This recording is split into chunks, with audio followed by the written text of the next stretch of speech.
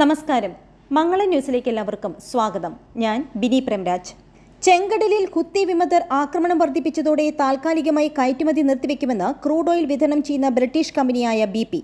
British കമ്പനികളിൽ തന്നെ ഏറ്റവും വലിയ ഭീമൻ ഗ്രൂപ്പാണ് British petroleum shipping limited.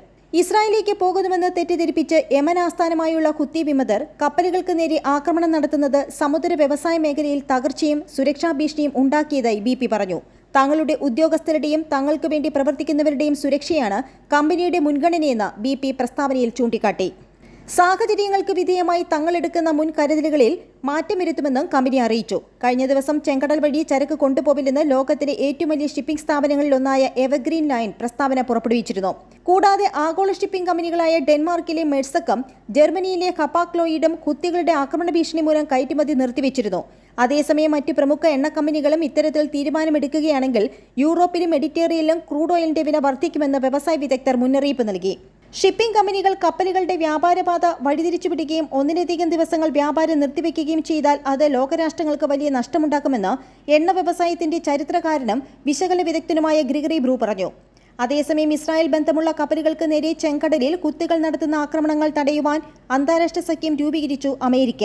Bahrain, Britain, Canada, France, Italy, Netherlands, Norway, Seychelles, Spain എന്നീ രാജ്യങ്ങളുമായി ചേർന്നാണ് ഓപ്പറേഷൻ പ്രോസ്പെരിറ്റി ഗാർഡിയൻ രൂപീകരിച്ചിരിക്കുന്നത്. കപ്പലുകൾക്ക് നേരെ നടക്കുന്ന ആക്രമണം അന്താരാഷ്ട്ര പ്രശ്നമാണെന്നും അത് നേരിടാൻ ഒന്നിച്ചുള്ള നീക്കങ്ങൾ അനിവാര്യമാണെന്നും US പ്രതിരോധ സെക്രട്ടറി ലോയിഡ് ഓസ്റ്റിൻ പറഞ്ഞു. അന്താരാഷ്ട്ര വ്യാപാരം സുഗമമായി നടക്കുന്നതിന് സുരക്ഷിതമായി പ്രവർത്തിക്കേണ്ട വാണിജ്യ ഇടനാഴിയാണ് ചെങ്കടൽ. സുരക്ഷിതമായ കപ്പൽ ഗതാഗതമെന്ന ആശയത്തിൽ വിശ്വസിക്കുന്ന എല്ലാ രാജ്യങ്ങളും ചരക്ക് കപ്പലുകൾക്ക് നേരെ ആക്രമണം തടയുവാൻ ഒന്നിച്ചു നിൽക്കണമെന്ന് ലോയിഡ് ഓസ്റ്റിൻ പ്രസ്താവനയിൽ പറഞ്ഞു. എന്നാൽ ഓപ്പറേഷൻ പ്രോസ്പെരിറ്റി ഗാർഡിയൻ സഖ്യത്തിലുള്ള രാജ്യങ്ങൾ എങ്ങനെയാണ് ഹൂത്തികൾക്കെതിരായ നീക്കങ്ങളിൽ പങ്കാളിയാവുക എന്ന കാര്യം വ്യക്തമല്ല. നിലവിൽ US, UK രാജ്യങ്ങളുടെ യുദ്ധക്കപ്പലുകൾ മേഖലയിലുണ്ടെങ്കിലും മറ്റ് രാജ്യങ്ങളുടെ സൈനിക സാന്നിധ്യമില്ല. ഗാസയിൽ ഇസ്രായേൽ നടത്തുന്ന ആക്രമണങ്ങളിൽ പ്രതിഷേധിച്ചാണ് യമനിലെ ഹൂത്തികൾ ചെങ്കടലിൽ ഇസ്രായേൽ തീരങ്ങളിലേക്ക് സഞ്ചരിക്കുന്ന കപ്പലുകൾ ആക്രമിക്കാൻ ആരംഭിച്ചത്. ഗസ അധിനിവേശം അവസാനിപ്പിക്കുന്നതുവരെ ആക്രമണം തുടരുമെന്ന് ഹൂത്തികളുടെ പ്രഖ്യാപനം. കപ്പലുകൾക്കെതിരെ ആക്രമണങ്ങൾ തുടർക്കഥയായതോടുകൂടി MNC, AP Moller Maersk, Hapag Lloyd, OLCC തുടങ്ങിയ മുൻനിര ഷിപ്പിംഗ് കമ്പനികൾ ഇസ്രായേലിലേക്കുള്ള സർവീസ് അവസാനിപ്പിച്ചു. ഹൂത്തികളുടെ ആക്രമണത്തിന് പിന്നാലെ ഇസ്രായേലിലെ എയിലാത്ത് തുറമുഖത്തെ കാർഗോ ഗതാഗതം 80% കുറയുകയും ഇസ്രായേൽ ബന്ധമുള്ള കപ്പലുകളുടെ ഇൻഷുറൻസ് തുക ഗണ്യമായി കൂടുകയും ചെയ്തു. ഇതോടൊപ്പം ഇസ്രായേലിന്റെ കടൽ മാർഗമുള്ള കയറ്റുമതിയും ഇറക്കുമതിയും പ്രതിസന്ധിയിലാവുക കൂടി ചെയ്തതോടെ അമേരിക്ക ഹൂത്തികൾക്കെതിരെ രംഗത്തിറങ്ങിയിരിക്കുകയാണ്. ഹൂത്തികളുടെ ആക്രമണത്തിൽ നിന്ന് കപ്പലുകളെ ചെറുക്കാനെന്ന പേരിൽ US യുദ്ധക്കപ്പലുകൾ ചെങ്കടലിലും ഏതൻ കടലിടുക്കിലും എത്തിയിട്ടുണ്ട്.